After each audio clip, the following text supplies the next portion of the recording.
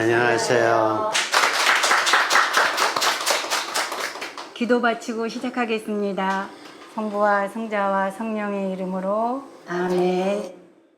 주님, 이 시간 저희가 평화를 발견하고 평화를 누릴 수 있도록 은총 내려주소서. 우리 주 그리스도를 통하여 비나이다. 아멘. 성부와 성자와 성령의 이름으로 아멘. 오늘은 교재 34쪽 하느님의 평화를 발견하려거든 자신 안을 들여다보아라에 대해서 발표하겠습니다. 우리는 모두 평화를 원하고 누리고 싶어 합니다. 그리하여 우리에게 평화를 가져다 줄 것 같은 것을 얻고자 노력합니다. 예를 들어 재물이나 지위나 명예 또는 넓은 인맥 등을 얻고자 합니다. 물론 이러한 것들은 살아가는 데 필요하고 나름대로 가치가 있습니다. 또 우리에게 즐거움과 만족을 통해 안정감과 평화로움을 느끼게 하기도 합니다. 그러나 이러한 것들은 아무리 많아도 부족하게 느껴지기도 하고 또 시간이 지나면서 사라지기도 하고 무너지기도 하여 한계를 드러냅니다. 간혹 오히려 평화를 위해 얻고자 노력한 이런 것들 때문에 더 걱정이 되고 혼란스럽게 될 수도 있습니다. 그리고 설사 이러한 어떤 정신적, 육신적 성취들을 끝까지 잘 유지한다 하더라도 인간은 영적 존재이기 때문에 육신과 정신적 차원의 가치와 성취만으로는 참 평화의 충만함을 누리지 못합니다. 그렇다면 우리는 어디에서 어떻게 해야 참 평화를 찾고 누릴 수 있을까요? 작가는 본문에서 사라지지도 않고 무너지지도 않고 빼앗기지도 않는 평화와 행복을 원한다면 하느님 안으로 들어와야 한다고 말합니다. 그리고 평화를 방해하는 걸림돌들은 우리의 내면에 있기 때문에 자신의 내면을 보라고 합니다. 이어서 평화를 누리기 위해서는 우선 삶의 진정한 목표를 알아야 하고 그리고 그 목표를 이루기 위해 올바른 방법을 찾아 그 방법대로 살아가야 한다고 말합니다. 교회는 우리가 걸어가야 할 삶의 목표는 하느님의 뜻을 행하는 것이라고 알려줍니다. 그리고 하느님의 뜻을 실천하며 매일의 삶을 살아간다면 그것이 평화의 원천이 된다고 알려줍니다. 이 세상을 선형성시키신 하느님의 뜻, 특별히 우리 각자에 대한 선형성의 뜻을 이루어가는 것을 삶의 목표로 삼고 그것을 이루어가며 살아가는 것이 평화의 원천이 되는 것이라고 받아들여집니다. 그러면 하느님의 뜻을 행하기 위해선 어떻게 해야 할까요? 먼저 하느님의 뜻을 알아야 하겠지요. 그리고 하느님의 뜻을 알기 위해선 합치를 이루어야 합니다. 그러면 하느님과 합치를 이루기 위해서는 어떻게 해야 할까요? 하느님의 뜻을 찾고 그것을 인정해야 합니다. 우리는 하느님의 뜻을 찾기 위해 성경 말씀을 읽고 영적 독서를 하고 묵상과 기도를 하기도 합니다. 그리하여 하느님의 뜻을 찾기도 합니다. 그러나 대부분의 경우 하느님의 뜻은 감추어져 있어서 애매모호하여 우리가 잘 모르는 경우가 훨씬 많습니다. 만약 하느님의 뜻이 명료하고 자명하고 수량화되고 입증할 수 있는 것이라면 그것은 더 이상 신비일 수 없을 것입니다. 그리하여 우리는 하느님의 뜻이 이렇게 명료하지 않고 애매모호하여 잘 모를지라도 우리는 하느님께서 늘 우리를 도우시고 우리를 선으로 이끄시며 우리의 삶의 의미 충만함을 준비하고 계심을 믿음과 소망과 사랑으로 인정하고 받아들여야 합니다. 또 설사 우리가 알게 된 하느님의 뜻이 내 뜻과 맞지 않더라도 그 뜻을 외면하지 말고 인정해야 합치를 이룰 수 있습니다. 또 하느님과 합치를 이루기 위해선 하느님과 친밀해져야 합니다. 그러기 위해선 우리가 친구를 사귈 때와 같이 우리의 마음을 열고 하느님께 개방해야 합니다. 육신과 정신은 영으로 개방하고 영은 성령님께 개방해야 합니다. 우리가 우리의 영을 성령께 개방하기를 거부하면 우리는 하느님으로부터 고립되고 폐쇄됩니다. 그렇게 되면 우리는 성령께서 주시는 메시지, 성령의 영감을 받을 수 없고 그것으로부터 단절됩니다. 그러면 하느님의 뜻을 자신의 뜻이라고 자신이 원하는 대로 마음대로 결정해 놓고 그것을 하느님의 뜻이라고 여기게 됩니다. 그러면 하느님과 합치를 이룰 수 없습니다. 또 하느님과 합치를 이루기 위해선 우리는 과도하게 집착하여 우리의 육신과 정신을 가득 채우고 있는 탐욕이나 야망 또는 다른 어떤 외적 조건이나 또는 자기 자신에 대한 지나친 몰두로부터 일정 정도 거리를 두어 초탈할 수 있어야 합니다. 이러한 것들에게 과도하게 들붙어 있게 되면 그것이 우리의 삶에 대한 하느님의 부르심과 하느님의 뜻을 파악하고 식별하는 사정 능력을 흐리게 합니다. 그러므로 초탈 없이는 합치를 이루어 가기가 어렵습니다.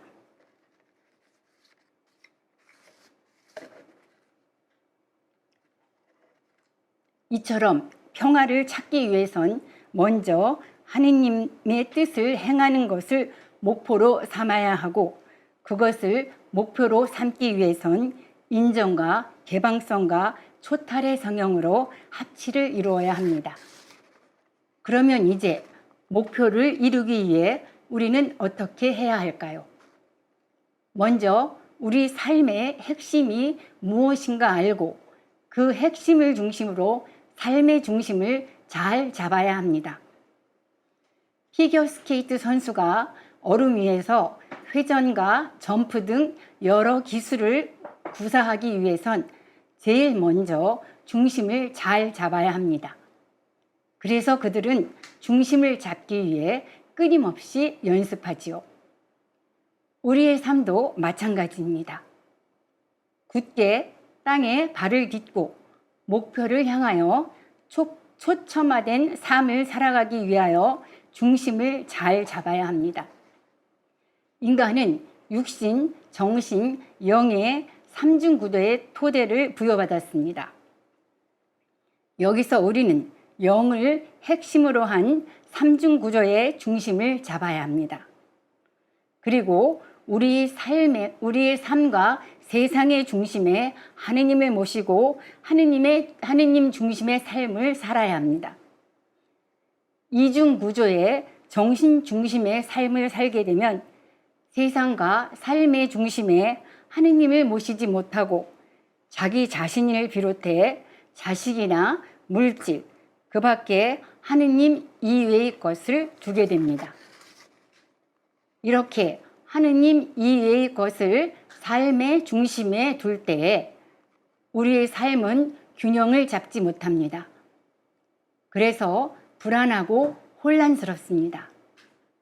이중구조의 자기 중심의 삶, 정신 중심의 삶은 나름대로 열심히 최선을 다하여 산다고 할지라도 허전하고 허무하고 동요에 빠지기 쉽습니다. 삼중구조의 영중심, 하느님 중심으로 삶이 잡혀있지 않으면 우리의 삶은 불안하고 혼란스럽고 허무함에 빠져서 목표를 향해 정진해 나갈 수가 없습니다. 그래서 이중 구조의 자기 중심성을 우리는 벗어나야 합니다. 그러기 위해서 우리는 자기 자신에게만 향해 있는 관심을 우리의 이웃을 향하도록 해야 합니다. 이웃들과 편안함을 느끼며 융화를 이루어 갈 때 자기 중심성의 한계를 넘어가며 평화를 느낄 수 있고, 이것이 이웃에 대한 연민으로 이어지고 공명을 이루어 평화를 확장시켜 갈 수 있습니다. 실제 우리는 이웃들과 융화를 이루며 연민을 주고받으며 함께 있을 때 우리 가운데 현존해 계신 하느님을 체험합니다. 엠마오 제자들과 다른 제자들도 예수님께서 돌아가신 후 낙담하고 실망했지만 융화와 연민으로 함께 머물러 있을 때 그곳에 예수님이 오셨습니다. 여기서 우리가 이웃들과의 관계를 한번 짚어보면, 이웃을 사귀게 되면 처음엔 공통적이고 유사하고 비슷한 생각을 가지고 있다는 것에서 서로 호감을 가지고 기뻐합니다. 그러나 시간이 지나면서 사소한 다툼이 발생하기도 하고 또 서로의 단점들이 발견됩니다. 우리는 모두 다르기 때문에 융화를 이루는 것은 쉽지 않습니다. 더구나 상대의 부족함이 보일 때 그것까지 감싸 안으면서 융화를 이루기는 쉽지 않습니다. 그러나 우리 모두는 부족하고 나약하기에 연민을 주고받으며 융화를 이루려고 노력해야 합니다.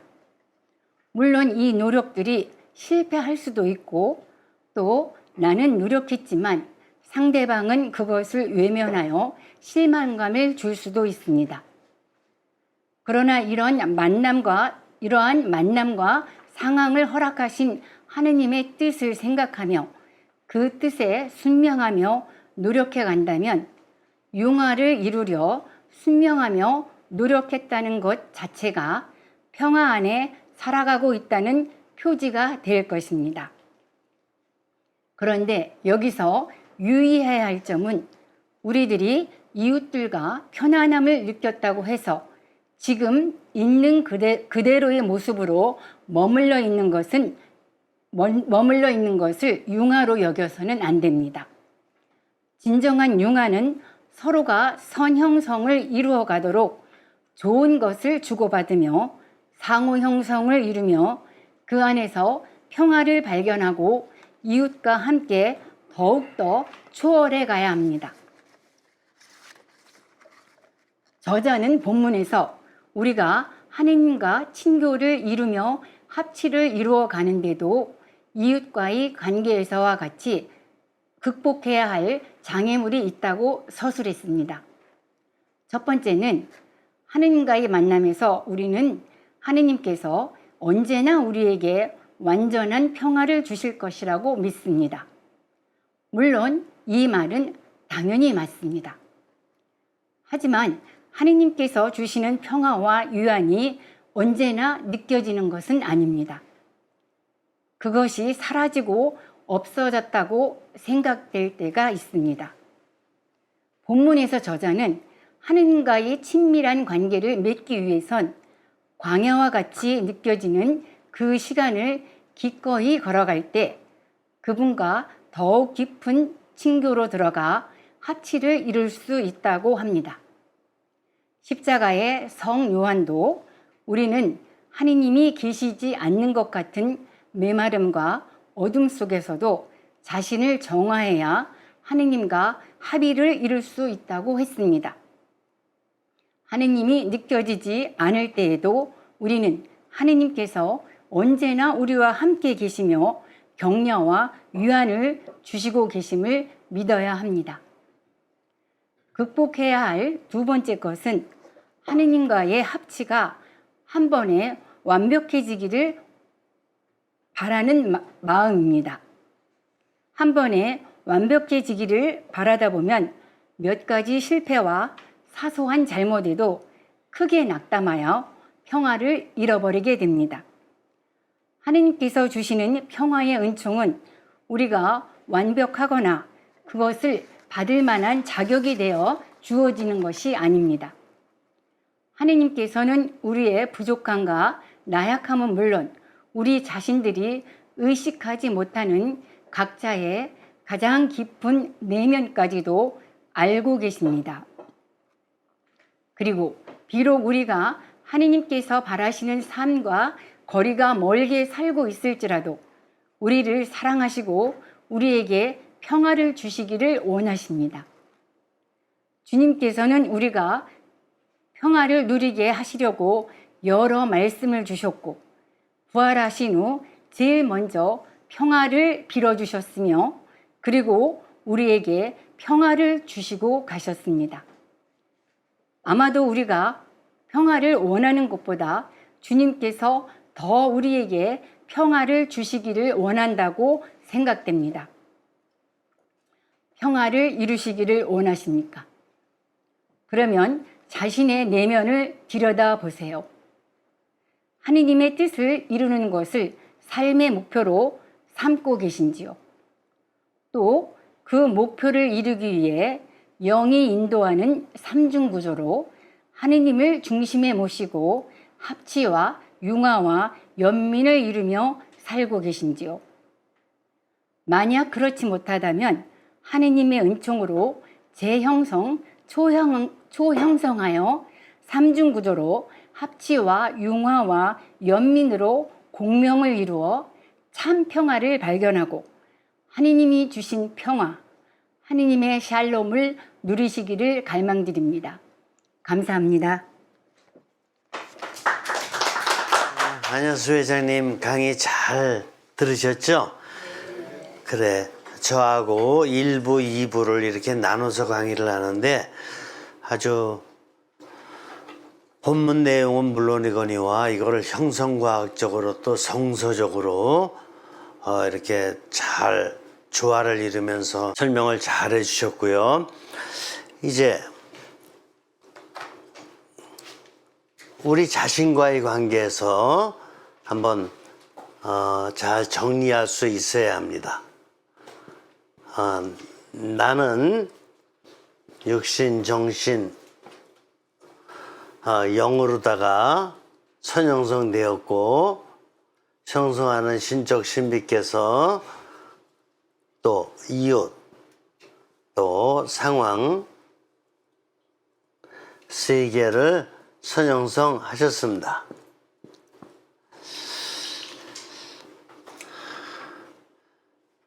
이 강의 내용에 이 형성의 장 전체를 갖다가 다 아우르는 종합적인 강의가 잘 됐어요. 조금 더 여러분들 자신을 생각해 보면서 한번 보겠어요. 무엇보다도 첫 번째,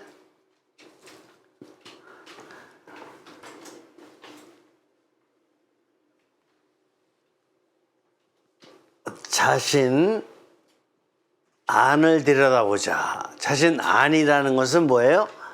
자신 내면이죠. 육신을 외면이라 한다면 정신과 영이 내면이죠. 자기 내면을 들여다보자. 여러분들 자주 들여다보시나요? 자기 정신과 자기 영을?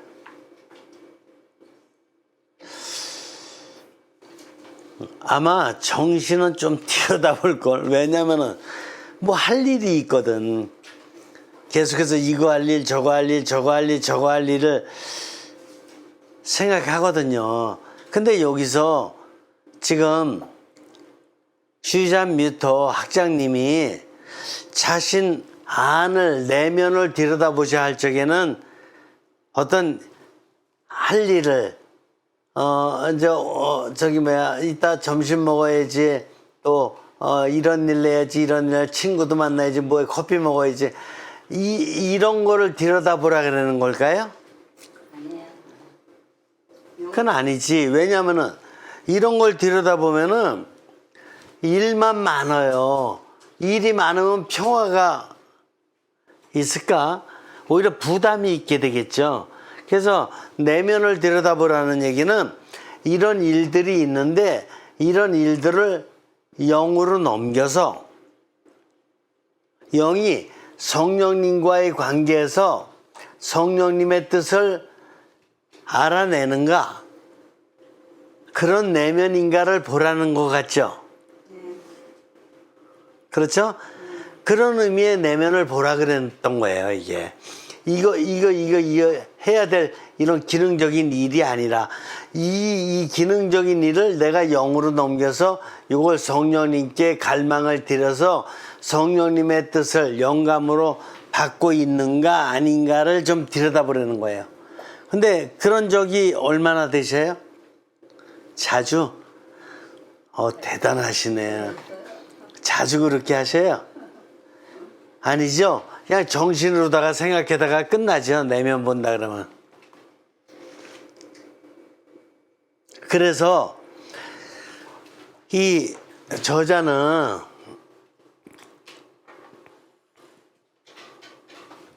공항에 있었던 얘기를 해요.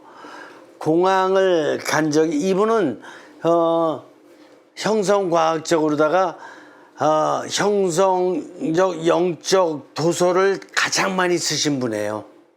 그리고 전 세계 다니면서 강의도 엄청나게 많이 하고, 아드리안 박가모 신부님하고 이분은 전 세계에 가장 많이 형성과학 강의를 하러 다니신 분이에요.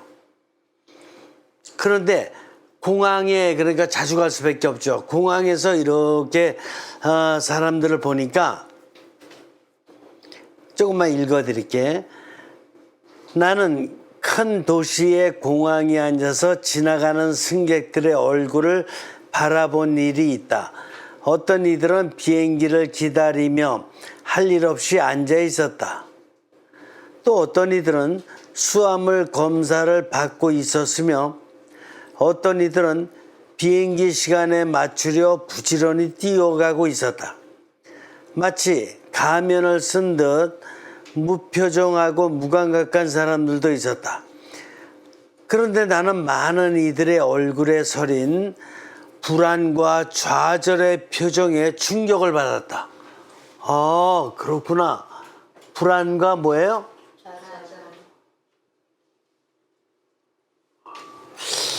우리도 버스 정류장에서 이렇게 사람들 좀 줄 서서 있거나 전철관에서 전철 타려고 이렇게 서 있는 사람 좀 볼 수 있거든요. 평화롭고 행복한 모습을 지닌 사람도 물론 있겠으나 뭔가 좀 바쁘고 쪼들리고 좀 이렇게 심하면 불안하고 좌절한 모습의 사람들도 더러 볼 수 있죠. 이 표정으로 나타난다라는 것은 뭐예요? 그들의 내면이 그렇다는 거거든요. 그들의 영이 그렇다는 걸까? 아니죠. 불안과 좌절이 그렇다는 것은 정신이 이제 육신적으로다가 드러난 모습이 불안과 좌절이라는 거죠. 영은 불안과 좌절하지 않지. 아까 안혜수 회장님이 강의를 잘 했듯이 그 영적인 원리, 아까 합치, 융화, 이런 강의, 영적인 원리를 강의 우리 잘 들었는데요. 그 상태는 불안하고 좌절하고 그럴 리가 없겠죠. 근데 영적인 에너지가 있는 게 아니라 정신적인 어떤 해야 될 기능적인 일을 많이 집중돼 있다 보니까 불안하고 좌절하고 이런 표정이라 이거죠. 그렇다 그러면 그들은 불안과 좌절하고 이런 사람들은 아까 안혜수 회장님 강의에 목표 얘기를 많이 했거든요. 그러면 불안하고 좌절하고 막 이런 사람들은 자기 인생의 목표를 알고 있을까요?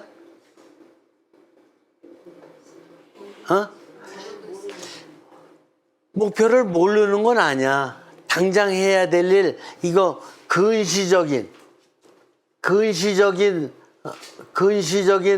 목표는 알고 있어요. 당장 해야 될 일, 이거 할 일. 그러니까 매일 바쁘지. 이거 하고 저거 하고 쭉 못할까봐 근심과 좌절이 있는 거죠. 근데 제가 뭘 말씀드리냐면 또 하나는 궁극적이라는 건 뭐예요? 성령님께서 원하시는 목표. 이건 뭘까? 만약에 목표, 내가 해야 될 과제가 똑같다고 하더라도 성령님께서 원하시는 목표라고 생각할 적에는 내가 정신적으로 생각하는 목표하고는 같을까요? 다를까요? 응? 달라요. 왜냐면 이게 성령님께서 나에게 주시고자 하는 소임이라고 할 정도는, 아니 지금 바로 그걸 시험해 보려면 안 맞아. 하도 습관이 안 돼 있어서, 습관이 항상 정신적으로 하는 거에 습관이 돼 있어서 안 되는데, 이거를 갖다가 오랜 기간 동안 2년, 3년, 5년, 10년 이렇게 해왔던 사람들은,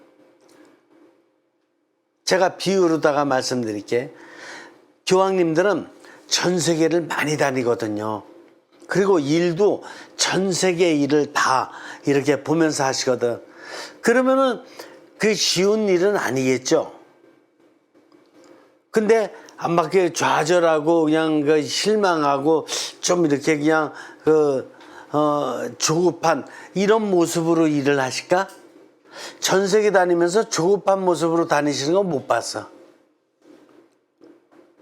왜냐면 그 성령님 일이니까 딱 맡겨버린다고요. 맡겨버리니까 일단 정신적으로다가는 분주해도 마음이 편안한데, 마음이 높은 에너지거든요. 정신을 컨트롤할 수 있는 에너지는 마음밖에 없어요. 육신은 정신을 절대로 컨트롤을 못해요. 오히려 이건 하위 기관이기 때문에 오히려 정신의 컨트롤을 받지. 근데 영은 정신을 컨트롤할 수 있거든요. 그래서 야, 너 이렇게 너무 급하지 않아도 돼. 이거 성령님께서 하시는 일인데 네가 성령님께 잘 이렇게 의탁만 하면서 하면 성령님께서 지혜도 주시고 용기도 주시고 힘도 주실 거야. 이런 식으로다가 정신을 달래게 되면은 정신이 좀 편안해지거든요. 그러면서 하게 된다고. 그래서 이 단기적인 일을 할 적에도 성령님의 인도를 받으면은 좋지만, 더더군다나 궁극적인 목표가 뭐예요? 내가 그 조그마한 요거 일 하나하나 요거 하려고 태어났을까?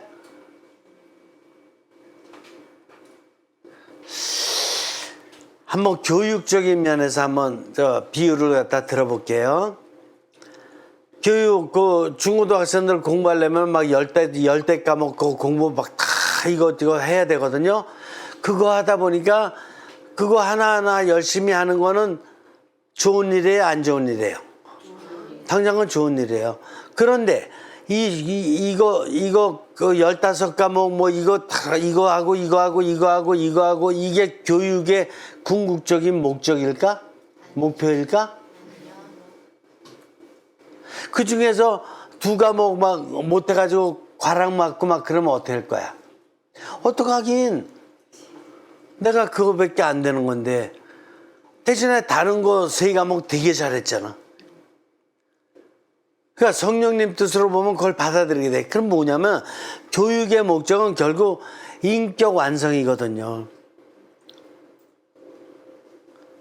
인격 완성이고, 교육을 통해서 15과목을 통해서 네가 적성에 맞는 너의 탤런트에 맞는 걸 발견해내는 거거든. 그게 수학이든 그게 물리든 그게 역사든 그게 과학이든 뭘 발견해내는 거거든.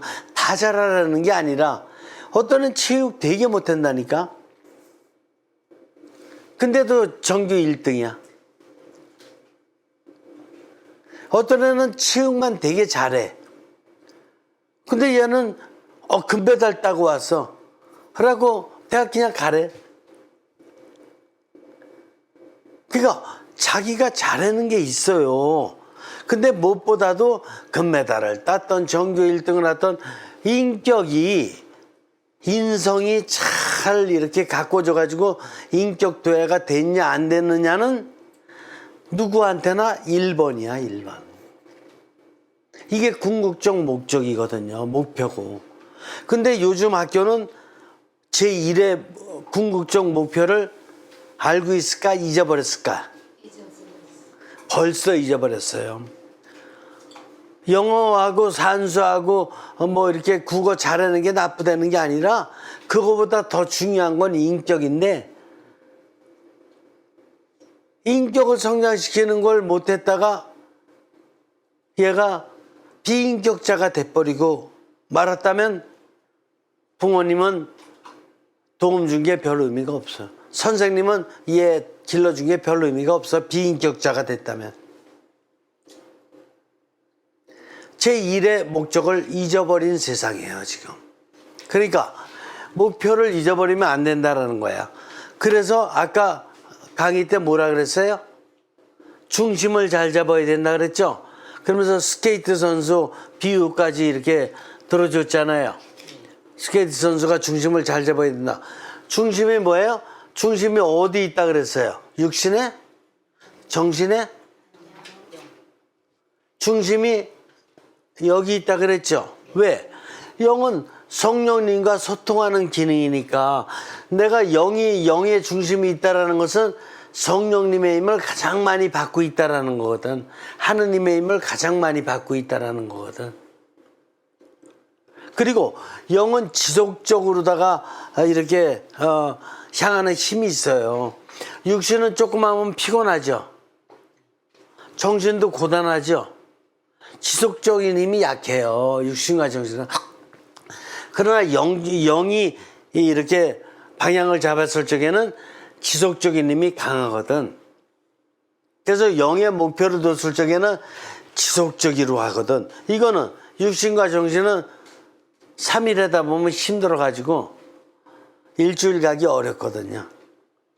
그래서 인간의 중심은 어디다 뒀다 그랬어요? 영. 이걸 갖다 코어라 그랬어요. 6코어가 아니고 핵심 코어. 그래서 영의 중심을 둬야 된다 그랬어요. 목표를. 그러면은 하느님께서 나를 이 세상에 왜 태어나게 해주셨는지를 갖다가 5살 때 알았던 거하고 5살 때는 생각을 못했지만 물론 10대 때 알았던 거하고 20대 때 알았던 거하고 30대 때 40대 때 50대 때 다 달라져. 그래서 그냥 이런 육신과 정신적인 이중구조, 아까도 강의 많이 나왔죠. 이중구조 차원에서 성공이나 출세냐 이렇게 따지는 대부분의 인간들과는 달라. 왜냐? 삼중구조 안에서 영적인 이런 목표를 정했을 적에는 세상 사람들이 얘기하는 출세나 성공이 목표가 아니라 뭐야? 내가 성령님의 뜻대로 내가 육신과 정신의 자아를 넘어서 영까지 합한 초자적인 이런 인격자가 됐냐 안 됐냐. 이게 첫 번째. 그리고 내가 하는 일이 큰 일이 중요한 게 아니에요. 어떤 일을 하더라도 내가 삼중구조의 통합된 힘으로 하냐 못하냐. 이런 거를 성령님께서 원하시는 거야. 이게 궁극적 목표예요.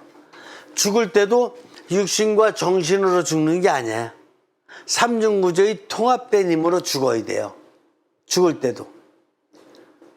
성령님의 뜻대로. 근데 세상 사람들은 육신과 정신적인 죽음만 많이 생각하기 때문에 케블러로서의 그 죽음의 몇 단계 이렇게 이미 알려져 있지만 그거 보면 처음에는 막 육신적인 분노부터 시작해 저항이 일어나고 저쪽에다가 정신적으로 그냥 어쩔 수 없어서 수용하고 받아들이고 이 단계에서 끝나거든요.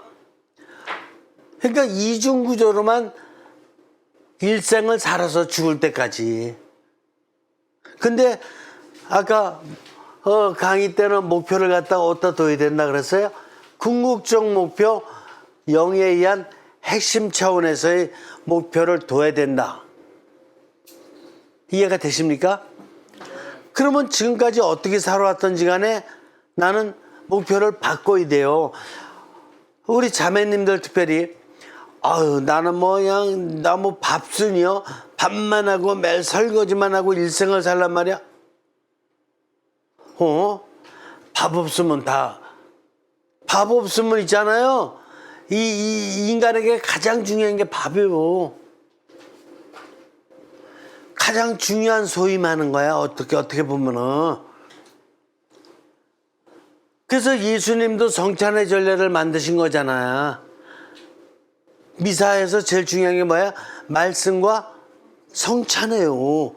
밥이 그렇게 중요한 거야. 인간에게. 근데 이 중요한 소임을 영적인 차원에서 이해를 못하고 육신과 정신적인 차원에서 이해를 하면은 이걸 갖다가 별거 아닌 걸로 생각하는. 그렇죠. 그러니까 삼중구조로 이해하냐 이중구조로 이해하냐는 목표가 달라요. 아무리 큰일 한다 그래봐. 육신과 정신적보다 큰일 하는데 큰일 뭐 할 거죠? 아시아를 한 번에 변화시킬 거예요? 소련하고 우크라이나하고 전쟁하는 것 같아 딱 멈추게 할 수 있어요? 그런 능력 없어요.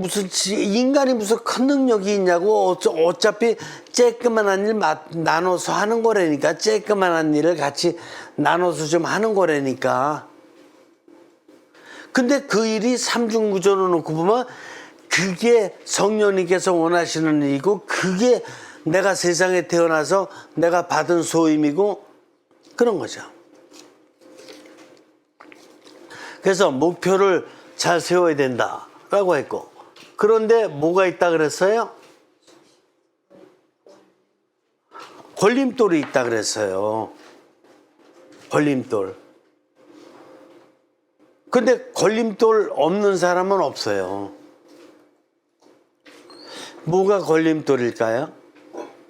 여러분들 인생을 살면서 지금 걸림돌 누구예요? 좀 이렇게 마음에 들지 않은 친구? 아니면 가정생활 하는 데 있어서 남편 아니면 아내? 그러면 뭐가 걸림돌이죠? 자식? 에? 뭐가 걸림돌이죠? 돈? 돈이 없어서 성인 성녀가 못 돼요? 성인 성녀 중에서 돈 많은 사람 난 못 봤어. 뭐죠? 걸림돌이? 세상의 모든 것들은 하느님이 창조하신 것이고 하느님이 지금도 형성 중에 계셔요. 근데 뭐가 걸림돌인지 알아요? 지금 제가 여기다 동그라미 크게 긋게. 이게 좋은 것이면서도 나쁜 것이야. 이게 굿이면서 배드야. 뭐냐? 이게 영으로 가면 굿인데 육신과 정신으로만 가면 배드야. 그 걸림돌 중에 제일 큰 걸림돌이 뭔지 알아요? 정신과 육신이에요. 그러니까 이중구조로 사는 사람은 계속 걸림돌이 수도 없이 다가와.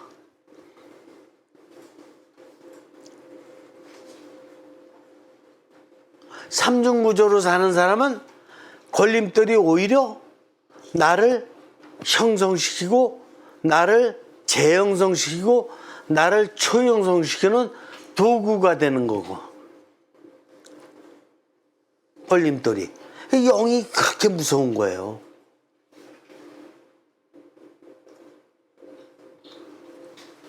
그래서 이런 것들을 잘 알아듣고 나서 나의 삼중구조를 알아들으면 그때 뭐예요? 그때 하느님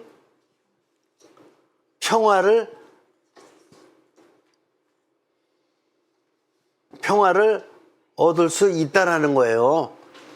그러니까 요까지가 뭐예요? 자신 내면이라니까. 자신을 갖다가 내면을 들여다보니까 육신, 정신, 영이 있는데 그 중에서 왜 불안하고 좌절하고 이런 모습인가? 이게 자신 내면이라니까, 육신과 정신에. 그래서 목표가 어떤가를 갖다 봤더니 이게 육신과 정신의 근시안적인 목표를 갖고 있을 때 좌절과 실망이 오는 거니까, 궁극적인 목표를 못 갖고 있다니까. 궁극적 목표는 영인데, 영이 성령님과 관계 안에서 얻는 건데, 그러다 보니까 육신과 정신으로 살으니까 매일 걸림돌이 그냥 매일 다가오는 거야. 요거까지 이해를 하면서 자신을 삼중구조로 정립을 해다면은 그때부터 이제 하느님 평화를 얻을 수가 있게 되는 거예요. 그래서 문제는 하느님 평화를 갖다가 얻을 수 있냐 없냐는 자신 안에 걸려 있어. 삼중구조로 살 거냐, 이중구조로 살 거냐. 그러면 삼중구조로 살으면 이제 영의 힘이 나를 이제 인도하기 시작하는데, 그러면 어떻게 되느냐? 아까 많이 강조했거든요. 뭐를? 그렇지. 합치를. 무엇보다도 1번이 나와 하느님과의 관계에 있어서 받아내는 성령님께서 주시는 영감의 1번이 합치예요.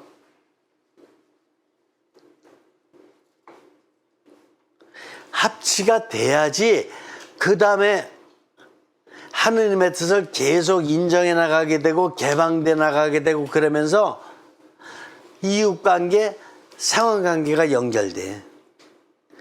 이웃관계, 상황관계 그냥 연결되는 것이 개방이 아니에요.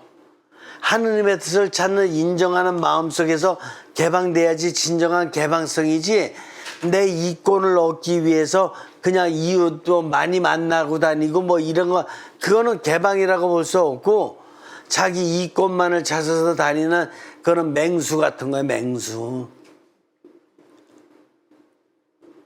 하느님의 뜻을 찾아서 이웃도 만나고 상황도 만나고 그래야지만이 그게 이제 참 개방이죠. 이렇게 될 적에 하느님의 뜻을 인정하는 가운데 개방을 해가지고 이제 이웃을 만나면은 연민이지 당연히. 자기 이권이 아니라, 서로 간에 자기 이권이 아니에요. 경쟁이 아니고 연민이지. 상황에 들어와도 마찬가지예요. 요즘에 아주 그냥 부동산 문제로다가 그냥 아주 그냥 뜨겁죠.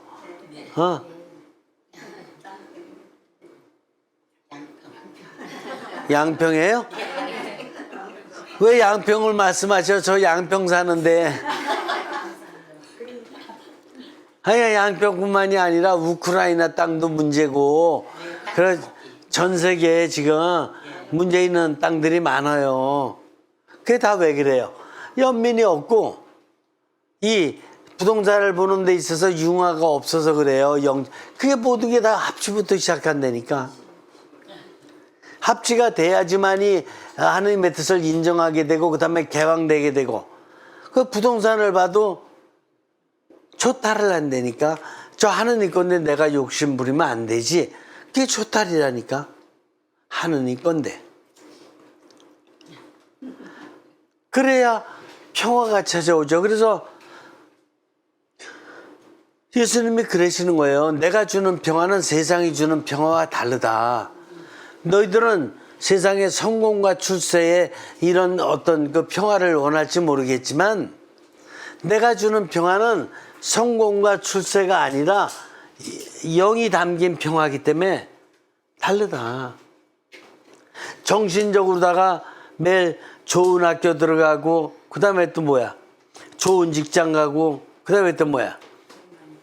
좋은 사람 만나서 결혼하고, 그 다음에 또 뭐야? 좋은 집 사고, 그 다음에 또 뭐야? 좋은 차 사고, 좋은 신발 사고, 좋은 귀걸이에다 좋은 빼니 사고. 그런 게 아니고, 내가 주는 평화는 하느님과 합치해서 나오는 하느님의 은총을 받는 평화요, 이웃을 연민하면서 이웃으로부터 받는 사랑의 평화요, 융화의 평화고, 이런 거. 그래서 오늘 하느님의 평화를 발견하거든 자기 안을 들여다봐라. 여러분들 자신을 갖다가 자신의 안을, 자신의 내면을 잘 보면서 자신의 내면 형성이 이렇게 잘 돼 있나, 이걸 점검해 보면 될 것 같아요. 자신의 내면 형성이 잘 되었는가, 자신의 내면을 들여다보는 것만큼 은총은 없어요. 매일 정신 쓰고 살면서도 자기 정신이 영과 연결됐는지 안 됐는지도 모르고 그냥 사는 거는 신앙생활 한다 그러지만 정신적으로 신앙생활 하는 거예요. 제가 요즘에 그 가톨릭 유튜브를 통해서도 그렇고 저한테 전화도 통해서도 그렇고 지금 수도원에서도 전화가 좀 오고 있고 편지도 오고 또 미국에서도 계속 댓글 그레이트 이렇게 정말 제가 자랑하는 게 아니라 정말 이런 원리를 깨달을 수 있어서 고맙다고 이렇게 계속 이렇게 댓글도 달리고 또 미국에서 실제로 한국에 와서 책도 구해가는 분도 있고 참 아주 감사한데 성령님께서 놀라웠게도 전 세계를 갖다가 차츰차츰 확장해 가면서 일을 하고 계심에 제가 아주 큰 감사드려요. 그리고 댓글도 이렇게 지금 한 달이면 옛날에 한 500명밖에 없었던 것도 지금 한 2,000명, 그리고 2달 지나면 4,000명 내지 5,000명으로 늘어나고 있는데 정말 우리가 참 인간을 깨닫고 참 신앙을 깨달을 수 있는 지름길 중에 하나가 영적 도서거든요. 이 영적 도서. 그래서 형성과학 원리와 함께 제가 영적 도서 계속 강의하고 있는데 지금 깨우치는 사람이 적어도 한 5,000명 정도는 기본적으로 다 돼 있다라는 것이 아주 성령님께 얼마나 감사드리고 또 여러분들 가톨릭 스튜디오 우리 회원 여러분들하고 또 후원의 여러분들이 큰 역할을 해주고 계시다고 믿고 있고 대단히 감사를 드립니다. 그리고 여러분들 유튜브 가톨릭 스튜디오의 댓글 제가 여태까지 한 명도 빼놓지 않고 댓글에 대한 제가 답을 꼭 드렸습니다. 혹시 빼놓은 거 혹시 빠진 거 있을지는 모르겠는데 혹시 제가 빼놨다면 제가 실수한 거니까 다시 댓글 하나 좀 올려주시면 제가 꼭 이렇게 답례를 드릴 것이고 여러분들 댓글을 자주 이렇게 올려주시면 질문이든 뭐든 제가 다 답글을 제대로 정성껏 이렇게 드리고 있으니까 그거는 제가 열심히 할 것입니다. 그렇게 해주시고 혹시 질문 있으면 하셔요. 오늘 아주 굉장히 중요한 내용을 공부했는데 질문.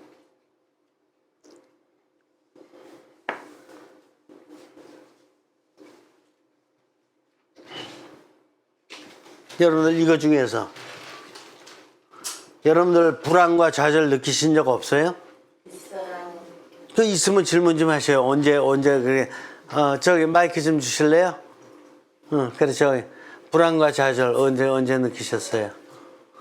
아니 솔직히 그래야 돼요. 형성과학은 바로 이게 장점이에요. 체험 얘기를 하는 게. 저 같은 경우에는요, 아침에 일어나거나 아니면 저녁에 잠들기 전에 저의 마음의 상태를 이렇게 좀 들여다보는 시간을 좀 자주 갖거든요. 그래서 만약에 그 불안하거나 어떤 문제로 인해서 뭐 이렇게 좀 상처를 받았다거나 이런 저의 내면의 상태를 보면서 그런 내면의 그런 것들이 감지가 되면은 그거를 이렇게 기도하는 시간에 이렇게 그거를 이제 하느님께 또 성령님께 그 부분을 이렇게 넘겨드려요. 그래서 제가 불안하고 좌절을 하고 있으니 그거를 제가 어떻게 할 수는 없잖아요. 제 상태가 그러니까. 그래서 저의 상태를 성령님께 넘겨드리면서 그런 저를 이렇게 좀 해결해 주십사 하는 그런 시간을 좀 자주 갖게 되는 편인데 그러면서 저도 거기에 따르는 체험들이라든가 이런 것들을 많이 느끼고 이렇게 살아왔는데 신부님의 강의를 들으면서 그냥 구체적으로 그런 것에 대해서 이렇게 삼중고주의 그런 육신, 정신, 영에 대한 그런 구체적인 강의를 들으면서 좀 더 확실하게 좀 더 이렇게 자신감을 가지고 이렇게 그런 부분들을 맡겨드리는 것 같아요. 질문이 아니라 그냥 저의 이야기였습니다. 그래요. 육신과 정신으로다가 상처를 받았다 그랬는데 상처를 받으면서 성령님께 넘겼다 그랬거든요. 이제 다음부터는 육신과 정신으로다가 있었던 건 좋은 일이든 나쁜 일이든 어떤 일이라도 성령님께 넘기지 말고 영으로 넘겨요. 영으로 넘겨야지만이 내 의식이, 정신이 의식이잖아. 콘셔스니스. 이게 콘셔스니스 의식이라면 영은 트랜젠던탈 콘셔스니스, 초의식이에요. 그러니까 내 안에서 할 수 있는 한 다 옮기면은 자동적으로 성령님께 넘어가. 그래서 정신으로 자꾸 넘긴다라는 것은 형식적인 신앙생활을 하기가 쉬운 거예요. 위험한 거예요, 이거는. 그래서 대부분 경우에 살다가 좀 뭐 힘들잖아? 예를 들어서, 내가 어디가 심하게 아파. 그러면 성령님 낫게 해주셔요. 이런 식으로 다 직통 가거든요. 내가 아프면 아픈 걸 느꼈다 그러면 직통 가거든. 이게 잘못됐다라는 거야. 하지 말고 내가 생각할 수 있는 만큼 다 생각한 다음에 영으로 넘겨야 돼. 영으로 넘겨서 영이 점잖게 성령님과 소통할 수 있도록 해야 돼. 점잖게. 그냥 자녀가 대학 입시 본다. 그러면 그냥 이게 붙게 해달라고 그냥 정신에서 확 넘기거든. 이게 잘못이라는 거야. 그러지 말고 영으로다가 생각할 것만큼 다 생각하고 영으로 넘으면 영이 점잖게 성령님 이렇게 이번에 이런 일이 있게 됐습니다. 근데 그냥 당신의 뜻대로 하세요. 영은 항상 점잖아. 그래서 항상 당신의 뜻대로 하세요. 이렇게 가거든. 근데 정신은 낫게 해주세요. 요번 일만 처리해 주시면 제가 열심히 할 거예요. 이런 거짓말식이야.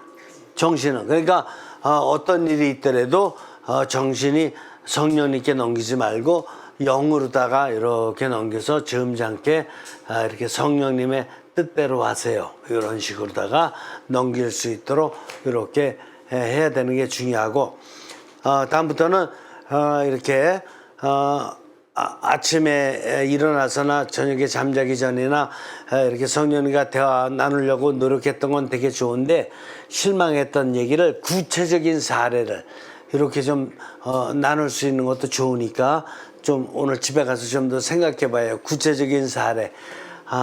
내가 어떤 일이 있었나. 그래, 또 질문. 네, 그래요. 네. 제가 교직에 있을 때 하여튼 그 승진을 해야 되기 때문에 교감이 되려면은 연구를 많이 해서 점수를 따야 되고, 하여튼 애들 가르치는 것보다도 그 근무 평가가 더 많이 받고 점수를 많이 따야 되는데 그걸 못하니까 굉장히 실망하고 좌절하고, 나이는 들어가는데 그냥 평균 서 있다는 게 어떤 때는 굉장히 그 좌절 많이 겪었어요. 그래서 굉장히 힘들었는데, 제가 나자로 마을에서 피정을 받으면서 제가 관 속에 들어가서 누워 있고 제 그 조문을 누가 읽었어요. 제가 거기서 생각하니까 지금 하느님 나라에 간다면 가져갈 게 아무것도 없는 거예요. 제 영이 너무 초라하더라고요. 그걸 보고 너무 내가 세상에 나가면 다시 관에서 나가면 절대 이렇게 살지 않겠다. 그런 생각이 번뜩 들어가 정신이 번쩍 나더라고. 내가 살아온 게 좀 헛살았구나 하는 생각이 들어요. 그 표정을 받고 난 다음에 그 다음부터는 그 승리에 대한 개념이 싹 없어지고 애들이 그냥 사랑스럽고 안아주고 싶고 이쁘고, 그래서 그걸 벗어나서 좌절을 다 벗어나고 편안하게 행복하게 교직 생활을 그냥 평교사로 마칠 수가 있었어요. 좋은 말씀이세요. 이게 평교사로 생활하면서 이분들의 꿈 중에 하나가 자꾸 자신이 이제 교감 내지는 또 이렇게 별 따는 교장 되는 거, 이게 아주 꿈이거든요. 그런데 그게 바로 뭐냐면은 이게 정신적인 꿈이에요. 이게 정신적인 거는 항상 근시안적인 거예요. 이게 근시안적 드림이기 때문에 이 꿈에 젖어 있는 교사들이 많다라는 것이 저는 참 마음 아파요. 교사면은 교사 자체가 굉장히 훌륭한 거거든요. 근데 이분들이 인격을 모르고 이렇게 기능적인 것만 알기 때문에 그냥 이 아이가 내가 복만 잘하기를 바라는 것도 참 마음이 아프고 자기가 꼭 승진해가지고 이렇게 자기가 교감 내지 교장 되기를 원하는 거 이것도 참 교육자답지 못한 안타까운 거고 의사도 마찬가지예요. 의사 자체가 히포크라테스의 선서에 나오듯이 얼마나 고귀한 직무냐고요. 근데 자기가 꼭 병원장을 돼야 되는 거냐고. 그게 아니거든. 근데 세상은 자꾸 출세와 성공을 지위와 직책으로 따지는 이런 것들이 많아서 그게 잘못된 거라니까. 그게 근시안적인 거고, 영으로 따져놓고 보면 아까 이렇게 이거 막 관에 좀 들어갔다 나오셨다 그러는데, 이렇게 되면은 근시안적인 것이 아니라 궁극적인 것을 깨달아요. 내가 세상에 왜 태어났는가? 내가 언제 죽을 건가? 막 이런 거 같은 거를 딱 깨닫게 되기 때문에 그때는 내가 존재한다는 자체가 정말 얼마나 고귀하고 신비스러운 건지 이거를 존재론적 실존이라 그래요. 이거는 정신적으로 사는 것은 이건 그냥 실존이야. 근데 영적으로 하는 것은 존재론적 실존이에요. 영적 실존, 존재론적 실존 그러는 거야. 세상의 모든 문제는 존재론적 실존이 안 된 게 문제예요. 이게 삼중구조거든. 근데 존재는 어디로 갔고 존재는 어디로 다 잊어버렸고 실존만 갖고 따지기 때문에 현대 철학이 실존주의 철학이에요. 안타깝게도. 그래서 그 똑똑하다는 머리 좋다는 사람들이 다 존재론적 실존을 하고 있어요. 키에르케고르, 니체, 하이데거, 샤르트르, 다 존재론적 실존주의자들이야. 우리가 아는 철학자, 유명한 사람이 다. 그게 마음 아프죠. 그 중에서 유실론적 실존주의자들은 극소수예요. 극소수. 그만큼 존재에 대해서, 하느님에 대해서는 세상이 자꾸 멀리하고 출세주의, 성공주의, 그냥 직책주의, 이 지위주의, 이 학벌주의, 이 쓸데없는 이런 것 쪽에 지금 너무 에너지를 많이 쓰고 있는 게 문제다. 이 세상의 문제다. 이렇게 볼 수가 있고 지금 자라나는 청소년들에게 특별히 그런 기성인들이 가르치고 있다는 게 마음이 굉장히 아픈 겁니다. 교육계는 정말로다가 이런 존재론적 실존을 이해하는 사람이 교육자가 돼야지만이 학점이 중요하지 않다라는 게 아니라 학점보다 10배 중요한 게 인격이에요. 그래요. 예. 제가 한 말씀 드리겠습니다. 그래요. 예, 신부님이 강의를 듣고 제가 이 강의는 정말 제가 듣기에는 너무나 아깝고 분에 넘치는 강의다. 외람되나 이렇게 말씀드리고 싶고요. 이게 조금 약간 요즘에 정치하는 분들이 이중구도를 살고 있기 때문에 이렇게 여야가 내로남불 하면서 이렇게 시끄러운 걸 보면서 저 국민의 한 사람으로서 오늘 강의를 듣고 이 강의는 내가 들을 게 아니라 그분들을 우리 신부님 같은 분을 모셔서 특강으로 해가지고 그분들이 정신 개조를 해서 정말 이런 바람이 제가 희망이 생겼어요. 그래서 내가 이건 나는 물론이지만 이 정치하는 사람들은 꼭 들어야 되는 삼중구도로 살아갈 것을 신부님 기도해 주십시오. 아니 그 바쁜 분들 부르지 말고 제가 거기 불림받도록 이렇게 기도하셔요. 예. 제가 희망사항입니다. 그래 고맙습니다. 네네. 성령님께서 이렇게 역사하고 이끌어 계셔요. 주시리라 믿습니다. 그래요. 네, 또 그래요. 박수 한번 보내셔요. 그래요. 네. 저는 그 조급함이 좌절과 실망을 더 부르는다라는 생각이 들고 우리가 기다려주지 못하는 세상이다. 그래서 저희 부모들도 아이들이 언제 자기의 잠재 능력을 발휘할지 모르는데 부모 자신이 불안하고 그 다음에 또 기다려주지 못하기 때문에 아이에 대해서 또는 그런 모든 삶에 대해서 자기 자신이 우울해질 수도 있고 불안과 실망이 있는데 저희가 좀 기다릴 줄 알고 기도할 줄 알고 기다려서 좀 일들을 해결해야 된다라는 생각을 갖게 됐습니다. 굉장히 중요한 거예요. 이게 뭐냐면은 육신은 못 기다려요.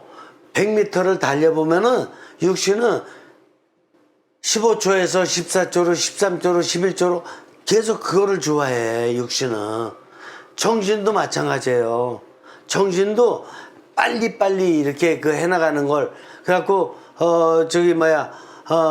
빨리빨리 해가지고 학교도 빨리빨리 졸업하고 뭐도 빨리빨리 하고 이걸 좋아하는 거라니까. 이건 못 기다려요. 그냥 육신과 정신은. 그래서 하느님께서 영을 주셨다니까. 영은 일로만 넘기면은 영은 참 점잖다니까. 왜 점잖은지 아세요?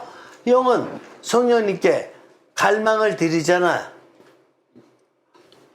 갈망 드리면은 이제부터는 뭘 받아야 돼요? 성령님께 답을 받아야 되거든. 영감을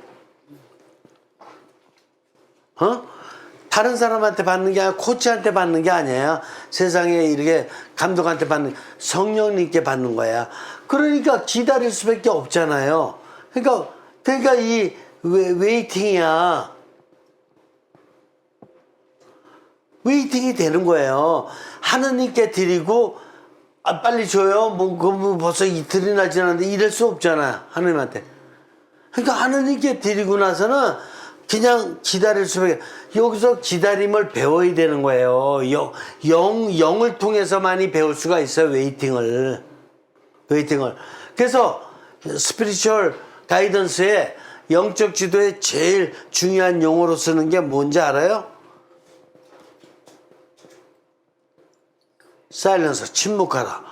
침묵은 뭐냐? 이게 육신과 정신은 침묵을 못해요. 막 급해가지고. 그러니까 이게 영으로다가 침묵하는 걸 실천하라 이런 뜻이거든. 그 다음에 뭐예요?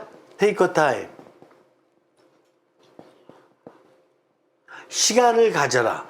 성령님께서 뭔가 주실 때까지 좀 시간을 가져라. 릴렉스. 릴렉스가 뭐야? 육신과 정신을 좀 이렇게 느긋하게 해라. 이런 게 다 스피리추얼 용어거든. 영성 용어. 그러니까 이거는 육신과 정신에 적용되는 게 아니에요. 영적인 힘을 얘기하는. 근데 영어권에서는 많이 써요. 근데 우리는 용어를 이렇게 자꾸 개발하지를 못했어. 우리 영적인 용어가 작아요. 이렇게 생활까지 접어들어가서 이런 용어를 써야 돼. 우리는 그냥 천천히 하라, 기다려라 이런다 그러지만 맹송맹송해서 지금 의미 있게 다가오질 못해요. 사람들한테. 좀 더 용어를 영적인 용어로 다 개발해가지고 좀 이렇게 딱 아주 텐션 있게 이게 뭘 좀 임팩트를 느낄 수 있도록 그런 용어도 좀 개발할 필요가 있고, 이게 지금 현대 굉장히 중요한 거예요. 우리나라 사람들 특별히 좀 빠르잖아. 더더군다나. 그죠? 그래서 아주 중요한 지적이에요. 자, 오늘 여기서 마치죠. 자, 성부와 성자와 성령의 이름으로.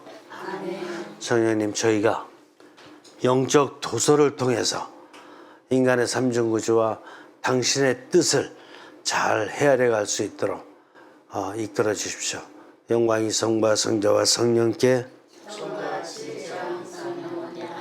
성부와 성자와 성령의 이름으로. 아멘. 예, 수고했습니다.